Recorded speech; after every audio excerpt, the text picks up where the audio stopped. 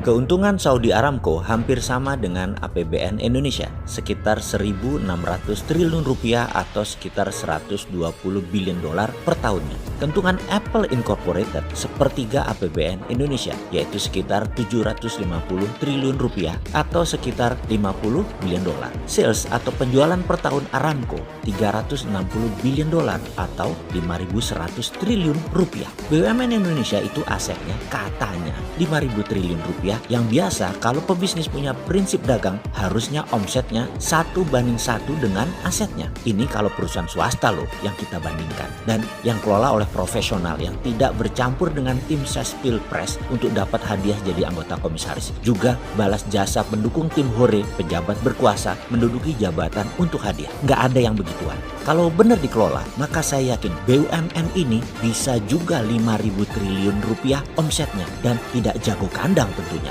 merambah ke luar negeri. Saat ini cara pengelolaan BUMN ini agak lucu. Masa BUMN lihat rakyat Indonesia sebagai pasar? Ya geblek aja kalau begitu. Rakyat Indonesia itu aset, bos. Yang namanya pasar itu di luar negeri. Bisa nggak mikirnya kayak gitu? Bisa nggak mindsetnya seperti itu? Rakyat aset, bukan market. Jangan menjual produk BUMN ke rakyat dengan harga mahal. Jangan paksa rakyat dengan produk BUMN yang tidak ada pilihan. Jangan buat rakyat bergantung kepada BUMN. Jangan buat BUMN ambil sisi hulu yang membuat UKM ditekan atau tertekan di sisi hilir. Buat apa ada BUMN kalau kayak begitu? Inilah salah kaprahnya pengelola BUMN di bawah kementerian yang sangat manja dengan regulasi-regulasi yang melindungi mereka dan dana APBN. Sudah kayak begitu, nggak bisa 1:1 lagi asetnya dengan salesnya. Apa itu maksudnya 1:1? Ini harus diterangkan karena mungkin sahabat sudah tahu, tapi buzzer nggak paham. Ini yang harus dijelaskan biar buzzernya pinter sedikit, komennya jadi bermutu. Sederhananya begini, kalau kita pebisnis, aset kita yaitu modal plus alat usaha dan lain sebagainya, katakanlah 500 juta. Kita punya penggilingan padi. Setiap hari menerima jasa giling dan dalam 1 tahun omset kita 500 juta.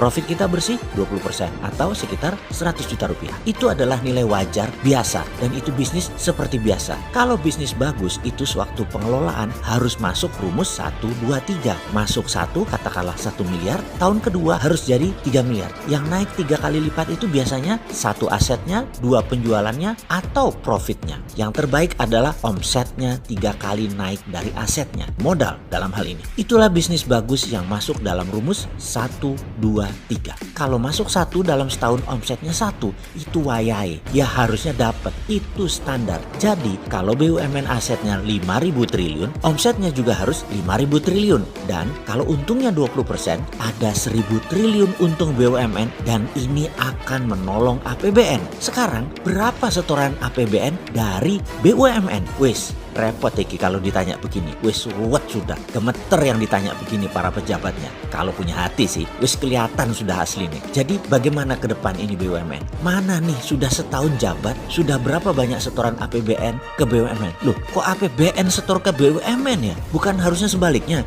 BUMN setor APBN. Kok masih netek sih? Kok bukannya nyetor malah minta disetor? Kok enak ya? Maaf nih bro, namanya pelayan publik pejabat itu ya. Jadi wajar kalau ada yang nanya. Bukan oposisi loh ya, maklum fans dirimu apa juga yang kamu perbuat itu bilangnya bagus. Kalau kita kan netral, Anda ya harus melayani sisi liar dari harapan publik lainnya yang bayar pajak, minta performa Anda. Mangkel loh yang bayar pajak lihat APBN tidak perform, APBN malah buat nyetor BUMN yang nggak perform. Kalau nggak perform ya kita ingetin, kalau mau tahu caranya bisa meningkatkan omset dan profit BUMN ya mbok kabar-kabaran, nanti kita kasih tahu, kita tolong. Tapi tutup dulu 500 BUMN anak dan cucunya dulu. Nanti enak deh kita ngomong. Menutup itu bikin efisien biaya loh bos. Walau tim hore yang nggak bisa kerja banyak kecewa.